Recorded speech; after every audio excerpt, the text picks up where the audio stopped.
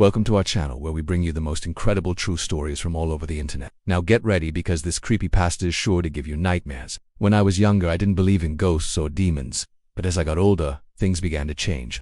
For example, my family and I used to spend many of our summers at my grandmother's house in Louisiana. My brother and I would catch crawdads in the bayou behind her house and fish off the pier in the lake. This one time we were fishing and the sky got really dark, and my brother was bitten by a snake. It happened so fast and I was so scared that I ran to the car and drove him to the hospital. I remember begging God to save him on the way there. A few hours later, he was fine and recovered quickly. After this, I realized that it wasn't just God that I believed in, but also fate. Bad luck seems to follow me around everywhere. At the end of last year, I was beginning to think that maybe ghosts were real too. It all started when my sister brought home a new doll. She didn't tell me where she got it, but it looked antique. It was old and made of porcelain with ice blue eyes. It was pretty creepy, but I didn't care. What I cared about was that the doll appeared in my dreams every night. At first, it was only subtle, but then it grew stronger. I would dream that it would crawl across the floor toward me, move faster and faster, and finally start climbing up my bed to attack me. I would wake up screaming in a cold sweat. For a while, my sister didn't pay any attention to the fact that I had these vivid nightmares every night.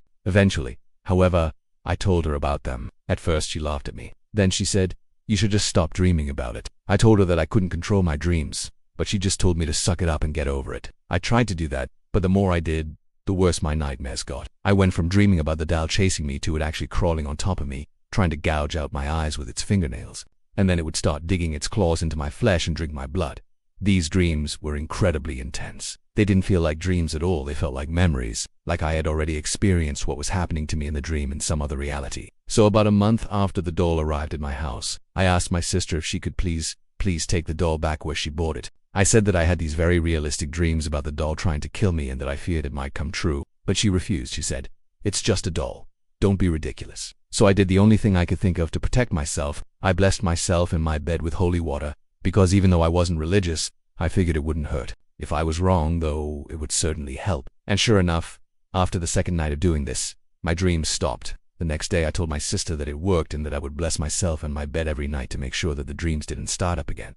But she was furious. She said, I do not want you to use religion as an excuse to scare me, so I'll give you one chance to apologize. But if you ever try to scare me like that again, I'm going to leave, and I'm not coming back. I apologized, but secretly, I was relieved that my nightmares had stopped. However, 2 days later they began again. It was like my sister hadn't even been here. In my dreams, the doll chased me once again. Only now, instead of trying to gouge out my eyes and dig her claws into my flesh, she would stand on top of me and look down at me as I bled out. She seemed sad, like she didn't want to do what she was doing to me, and then she would whisper in my ear, "Don't die. Please don't die." I would wake up sobbing. After this happened for about a week, I decided to confront the doll. I knew that it was the cause of all my pain, but I didn't know why. I thought that if I destroyed it, my dreams would stop, but I was wrong. The doll was under my bed, and whenever I was in my room, I could feel it staring at me. So one night I turned the lights off and crawled underneath the bed to get it. I was shaking when I found it, and I tried to smash it with a nearby book, but it just bounced off its ceramic body. It was then that I noticed a small cut on its chin. It was a thin line and almost invisible, but it was definitely there. As I stared at it, the doll's eyes seemed to glow red, and suddenly, I knew. I knew why the doll was tormenting me, and why it whispered those words in my ear. The doll needed me to complete it. I grabbed a shard of glass from the carpet and held it up to the cut on her chin. I knew what I had to do. I hesitated for a moment, but then I plunged the shard into her chin. As soon as I did that, the whole room shook, and the doll's eyes flashed brightly. I screamed, but it wasn't my voice. It was the doll's, and then everything went black. I woke up in my bed. My head hurt. I felt like I had been stabbed in the chest. I got out of bed and went to the bathroom mirror. That's when I saw it. There was a long gash right down the center of my chin. It was deep, too, and I could see my teeth. I tried to touch it, but my fingers went straight through. I screamed, dropping to my knees. That's when I saw more cuts on my hands and arms. Then I noticed something else. My skin was starting to turn blue. My lips too. I stumbled back, staring in horror at my reflection. My entire body was becoming ceramic. I ran to my phone and called 911.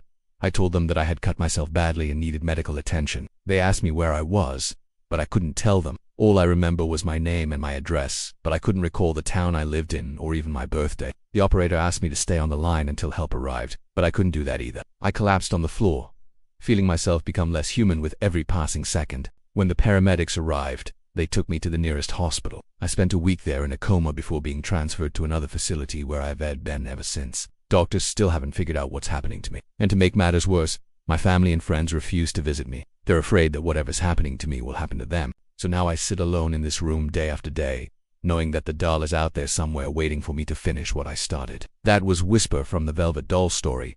And if you liked this video, then check out more content. With that, thanks for watching, and we'll see you next time.